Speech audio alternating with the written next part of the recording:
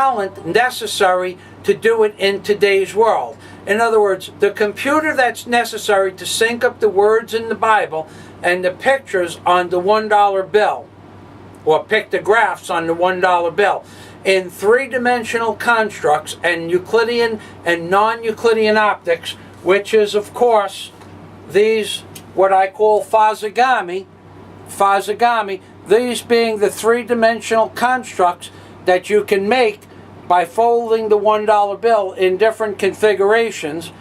And if you look up the word fazi-gami, F-A-Z-I-G-A-M-I, on Google, you will come to all the videos that show you this fazi-gami and where the fazi-gami relates to the pictographs and or words in the Bible itself. Therefore, fazi-gami is the science I have created by myself. I created an entire science to prove that these pictographs exist. I didn't know what to call it when I wrote the book, but now I deemed the terminology fazi-gami. My last name is Fazio, and Gami is the other half of origami, aka fazi-gami. That's right. Here we go. Ready? Ah, it feels so good. I'm waiting for Steven Spielberg to come along and tap me on the shoulder too. That's as opposed to getting tapped out. Now that's a different thing altogether. That might well be on the list too. You never know. The United States Mafia, you never know what they have planned for anybody that's talking about a real viable aspect of reality that they don't necessarily want to be perpetrated into the public opinion. And now we're going to go to page 725, where I discuss chapter 23, the book of St. John the Divine, and where to begin. Now, this is chapter 23 in the book called Angels on the Ark. This isn't chapter 23 of the book of Revelation. This is where we're going to begin the book of Revelation in my book, Angels on the Ark, which is written by Michael Fazio. So in other words, chapter 23 of my book, Angels on the Ark, becomes the beginning of chapter 1 of the book of Revelation. So here we go. Chapter 23, the book of St. John the Divine. Where to begin? Revelation, the book of St. John the Divine. And this was scripted on 8/18 of 2009 at 9:38 p.m. Okay, now, I start by making the statement, okay, I am not going to read the entire book of Revelation and then come back to chapter 1. I am going to work from verse 1 in chapter 1 to the end of Revelation. In other words, what I thought I was going to do was interpret one individual verse at a time until I realized that pieces of information from the rest of the book of Revelation, from the book of Daniel, from the book of Hebrews, from the book of Kings 1 and 2, from the book of Isaiah, because those books that I just mentioned are books of prophetic in nature. I needed to take pieces from the other portions of the Bible to make you understand the different possibilities that the words in the book of Revelation take form or can take form in. And once you understand where you grab these other pieces of information, then the book of Revelation becomes understandable, because before, the book of Revelation that stands upon itself has no foundation to justify anything in the book of Revelation. It's like the sissies in dresses. They say something from the Bible, lip service. The lip service, they justify it with another piece of information from the Bible, more lip service. Then they justify it with the Nexus Lexus program that goes from one piece of information in the Bible to the other piece of information and then back, and they only justify it with itself, with other verses, but they don't justify it with anything physical. I, Michael Fazio, justify the verses and the words in the Bible with pictographs that exist on the $1 bill, which is the only way to prove that the words in the Bible are more than a fictitious character, or what some people call the spaghetti God. Now, the God that you believe to exist in this world doesn't have anything to do with the Roman Catholic Church. Rest assured that nobody in the Roman Catholic Church is an intermediary between God and man.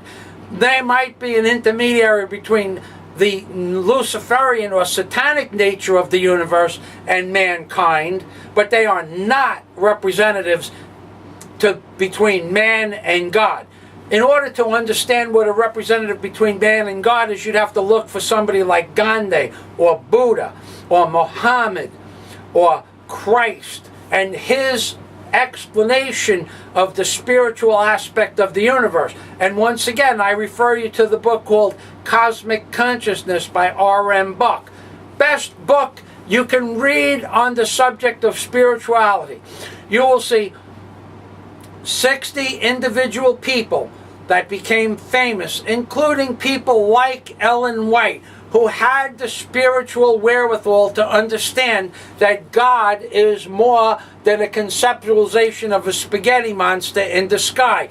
It's real and it's abstract, but without the spiritual nature of the human mind and moving past the physical realm of our physical bodies, you cannot understand the spiritual nature of God.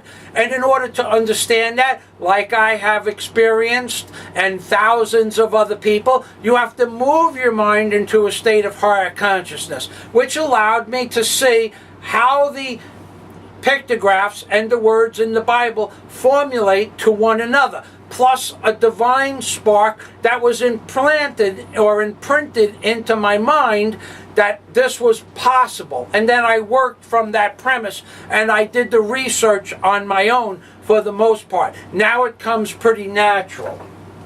So at first I thought I was going to just speak in a lineal fashion through the book of Revelation, and then I realized I had to take pieces of everything that I had ever learned in order to give the sustenance to the words. Now, at least I will start out under the premise and see how this works. I'm going to start that sentence over again. At least I will start out under this premise and see how this works, thinking it should, considering I have covered a great deal of information already, and I am going to have to cross-reference an untold amount of information. I don't think it's going to make a difference if I pre-read the chapter, which, like I said, I might have to change the way I do business. We will see how that works out. However, I must tell you that in the 36 months, okay, I'll start that again. I must tell you that in the 36 months have gone by since I got serious about this project, I have in fact read the entire book of Revelation at least 4 times and have well over 12,000 hours invested in 1/2 of 1 million words or thereabouts. And I mention this to give you an idea how things can change inside someone's mind and in reality. And I wrote that on January 31st of 2010. Now, on this page, I start to describe the revelation. Anybody who says the book of Revelations with an S is talking about something that doesn't actually exist. Although I make that mistake on occasion, it is a revelation, singular. The first thing I state is lineal thinking is bad. And we discussed lineal thinking in another chapter of this ongoing series of videos. At this time, we must set up parameters. We're on page 766 now, 766. At this time, we must set up parameters for the proper thought process, if in fact that is possible. Revelation chapter 1, verse 1. Version C. This is the style I am going to go with. Now, this was a trial and error process that was modified eventually to come to an understanding. Now, at first I put down what I believed the definitions were.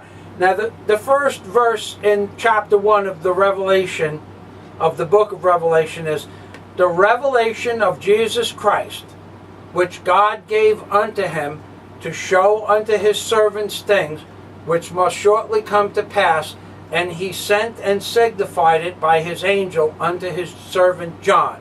Now, this is the first verse of chapter 1 without these numbers.